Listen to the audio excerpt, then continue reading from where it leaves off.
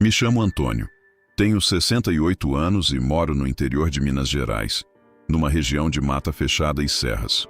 Hoje em dia vivo sossegado, mas a vida toda foi de trabalho pesado, no roçado, na enxada, no trato com a criação. Mas há um medo que sempre carreguei comigo, desde moço, o da besta que a gente chama de lobisomem, ou como eu digo, o cão do capeta. A primeira vez que me deparei com aquela assombração foi como se fosse ontem. Eu tinha uns 27 anos na época. Morava sozinho no sítio, pois era filho único e já havia perdido meus pais. Minha mãe, Dona Maria, se foi quando eu era ainda rapaz. E meu pai, seu José, morreu picado por uma cobra jararaca quando eu tinha 23. Eu tocava a vida criando alguns porcos, galinhas. Tinha uns 5 cachorros bons de caça e um cavalo. A vida era tranquila. Num mês de setembro, resolvi ir caçar numa serra que ficava a uns 8 quilômetros da minha casa. A noite estava fresca, o céu limpo e estrelado. Levei comigo uma espingarda cartucheira calibre 36, um facão bom e o punhal que eu usava para limpar a caça. Subi num pé de ipê que ficava a uns 15 metros da encosta e fiquei na espera. Depois de mais de 1 hora, percebi que tinha coisa errada. A mata tinha ficado quieta demais, um silêncio pesado. E quem é do interior sabe que silêncio na mata é sinal de bicho grande, geralmente onça. Fiquei com o pé atrás.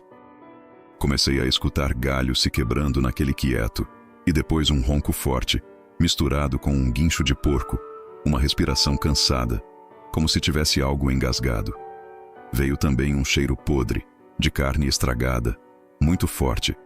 Fiquei duro. Não sabia o que podia ser aquilo, mas um pressentimento dentro de mim dizia que aquela coisa não era desse mundo. Quando virei para o lado, vi uma sombra enorme que parecia andar de 4. Dava para ver que uma parte do corpo era mais alta que a outra, como se fosse torta. Muito intrigado e com o coração na mão, peguei a lanterna e fiquei na dúvida se acendia ou não. Resolvi acender, e foi essa decisão que mudou minha vida para sempre. Joguei a luz e vi uma coisa horrenda, pelos pretos com as pontas cinza, magricela e com sinais de sarna, o traseiro mais alto que a frente, a cabeça grande, a boca sempre aberta, dentes enormes e muita baba. Tinha uns trapos de roupa pelo corpo. Quando aquilo viu a luz, os olhos ficaram enormes e amarelos, brilhando como fogo. Daí avançou na minha direção, correndo de lado, desengonçado, mas muito rápido.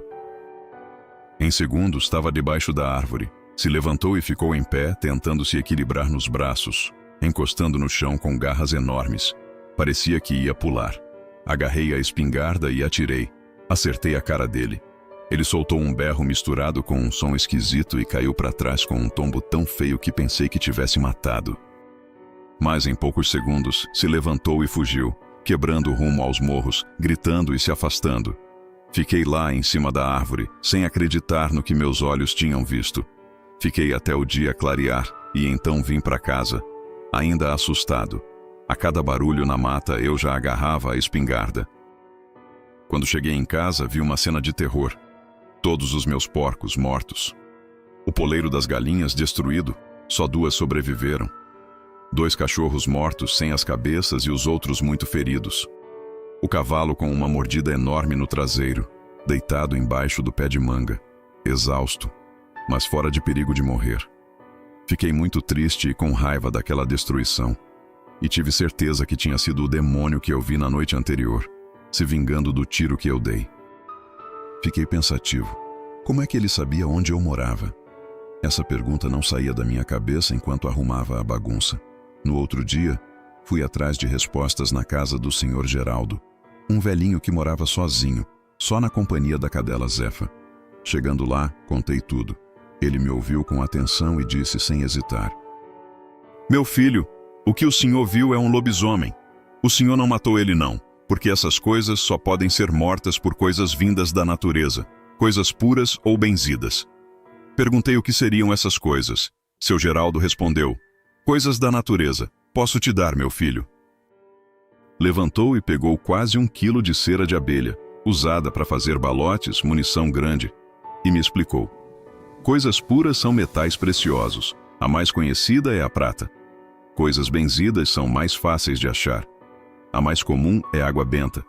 Passe cera de abelha nas munições comuns, bota um pouco de prata, nem que seja metade da munição, e mergulha em água benta. Só assim se mata essas coisas. Perguntei como ele sabia disso. Ele só me olhou e disse: "Um dia o senhor fica sabendo." Em seguida completou: "Fique esperto na cidade. Perceba se alguém te olha de forma esquisita. O senhor vai saber quem é esse demônio." Segui o conselho do seu Geraldo e fui para a cidade. Passei na feira e dei uma parada no bar do senhor Joaquim. Pedi uma caninha e tentei esquecer um pouco o que tinha acontecido, batendo papo com uns conhecidos. Logo chegou o Francisco, conhecido como Chico, que vivia de pescar e fazer carvão, morava no último sítio da redondeza. Ele entrou no bar com a cara fechada. Senti que já tinha visto aquele olhar de raiva em algum lugar. Voltei para casa e comecei a fazer as munições como seu Geraldo ensinou. Passei cera de abelha nos meus cartuchos de espingarda. Só faltava colocar um pouco de prata e mergulhar na água benta. Deixei para fazer isso no dia seguinte, pois ainda precisava arranjar a prata. De noite fechei tudo, coloquei os cachorros para dentro, que ainda estavam se recuperando dos ferimentos, e fui dormir. Acordei com os cachorros rosnando e chorando. Fiquei deitado, tentando entender o que era. Vi algo na porta da cozinha, como se alguma coisa estivesse cheirando por baixo dela. Fiquei quieto e comecei a escutar passos dando volta na casa. Peguei minha espingarda devagar. Ela estava carregada com munição comum. As com cera de abelha estavam na mesa da sala. Ouvi uma pancada na janela da sala, que rachou. Vi um braço com pelos pretos acinzentados, falhado, entrando. Apontei a espingarda, mas antes de atirar, 2 dos meus cachorros, mesmo feridos, pularam naquela mão, mordendo e segurando. A criatura batia neles, mas eles não soltavam. Aproveitei e dei um golpe de facão naquele braço, que soltou outro uivo alto. Os cães aí largaram. Abri o resto da janela e dei um tiro bem no ombro daquele ser que estava em pé. Ele lambeu a ferida, deu um grito parecido com o de gente e cambaleou. Peguei um dos cartuchos com cera e quando voltei, o cão do capeta estava de 4, se preparando para correr. Atirei de raspão na perna direita dele. Ele saiu correndo, pulou a cerca e sumiu no mato, soltando gritos horríveis. Quando amanheceu, fui na casa do seu Geraldo de novo. Ele parecia já saber o que tinha acontecido. Me esperava com 2 anéis, um cordão e uma bandejinha de prata. Pediu que eu voltasse para buscar as munições que já tinha feito. Fui e voltei rápido. Ele derreteu a prata e preparou 8 cartuchos para mim, que só faltavam ser mergulhados na água benta.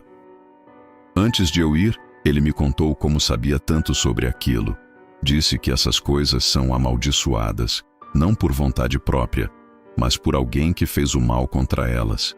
Por isso, só coisas da natureza, puras e benzidas, conseguem dar fim a essas maldições. A natureza é a prata e a água, disse. Aprendi isso com meu avô, que aprendeu com o avô dele.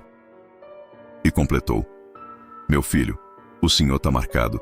Quando se enfrenta a essas coisas, algo fica sobre o senhor. Vá na cidade e veja se alguém está com a perna machucada. As munições que o senhor fez não matam por completo, mas atrapalham a cura deles." Passei na igreja e benzi minhas munições. Também passei cera de abelha no meu punhal. Voltei para a feira e parei no bar do seu Joaquim para tomar uma pinga e conversar. Reparei numa coisa. O senhor Joaquim estava com a perna machucada, enrolada em pano. Logo depois chegou o Chico também com uma faixa na perna. Todos fingiam normalidade, até que Joaquim disse que tinha se cortado num caco de garrafa. Não sabia como descobrir qual dos 2 era a fera. Vim para casa, cortei madeiras grossas e coloquei nas portas e janelas, reforçando tudo. Deixei a espingarda carregada e as munições perto de mim, mas nada aconteceu naquela noite. Passou mais de 1 mês sem nada. Cheguei a pensar que a fera tinha desistido. Meus cachorros se recuperaram. Numa noite de quarta-feira, enquanto eu ouvia o rádio, os cães começaram a latir como doidos. Peguei a espingarda e olhei pelas frestas da porta. Ouvi uma voz me chamando. Era o seu Geraldo, montado num cavalo com revólver na mão e Zefa latindo muito com os pelos arrepiados. Ele entrou, mandou soltar o cavalo e trouxe os cachorros para dentro. Seu Geraldo falou que sabia que o demônio ia me procurar, pois me conhecia e sabia como parar a maldição. Disse que estava em casa quando Zefa começou a estranhar e que sentiu que não era coisa boa. Pegou um cartucho feito só com cera e me pediu para colocar na espingarda. Pelas frestas da janela a gente viu a praga pulando rente ao chão, vindo sorrateira pelas sombras. Quando ela avançou, Zefa atacou com tudo e a distraiu. Eu então atirei bem no meio dela. Ouvi um grito muito feio. Minha cachorra correu para perto de mim. A fera saiu cambaleando, pulou a cerca e sumiu no mato. O senhor Geraldo, ainda com expressão diferente, disse com uma voz grave, como se fossem 4 vozes ao mesmo tempo: "Eu sou o caboclo aboiador." Pediu que eu o escutasse e disse: "Se quiser viver, faça o que eu mando." O arrepio que senti foi grande, mas fiz o que ele mandou. Disse-me para sair com a espingarda carregada, o punhal na cintura e mais 5 cartuchos no bolso. Quando a fera voltou, mordendo meus cachorros, atirei de uns 15 metros de distância nas costas dela. Ouvi seus urros e vi que sentiu muita dor. Dei outro tiro na perna, ela caiu sem forças. Cheguei perto demais, achei que já tinha vencido, e então ela conseguiu se lançar sobre mim, cravando as garras no meu ombro. Só não me matou por causa dos cachorros, que pularam em cima dela. Enfiei o punhal no pescoço da besta. Ela deu um grito terrível, abrindo aquela boca enorme a centímetros do meu rosto. O bafo de morte entrou pelo meu nariz, quase me fazendo vomitar. Joguei-me para trás, alcancei a espingarda, enfiei o cano na boca dela e puxei o gatilho. A coisa não fez mais nenhum barulho. Logo ouvi a voz cansada do seu Geraldo. Já normal. "Esse é meu filho. O senhor pôs fim à tristeza e privação desse coitado. Livrou ele de uma vida sem sossego." Depois explicou que, mesmo morto o lobisomem, ele não voltaria ao normal até o primeiro raio de sol tocar o corpo amaldiçoado. E foi o que aconteceu. Quando a luz do sol iluminou aquele corpo monstruoso, ele começou a se retorcer. Os pelos caíram e, aos poucos, o demônio virou um homem normal. Quando nos aproximamos, reconheci o corpo. Era o senhor Joaquim, dono do bar. Tinha pensado que fosse o Chico. Foi ele quem me olhara de forma esquisita e quase não falou comigo. Seu Geraldo disse: "Esse era traiçoeiro, fingia ser amigo para ganhar confiança." Pegamos o corpo, levamos para os morros, cavamos um buraco, jogamos querosene e queimamos. Depois enterramos. Seu Geraldo já faleceu, mas me deixou seus ensinamentos. Foi um homem muito sábio. Se não fosse por ele, eu estaria morto há muito tempo. Esse foi meu relato. Obrigado por ouvir. Boa noite a todos.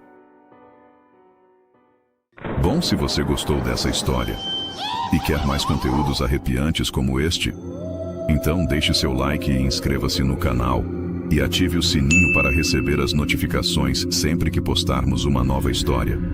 Seu apoio é muito importante para continuarmos trazendo mais histórias emocionantes e de arrepiar. Até o próximo vídeo.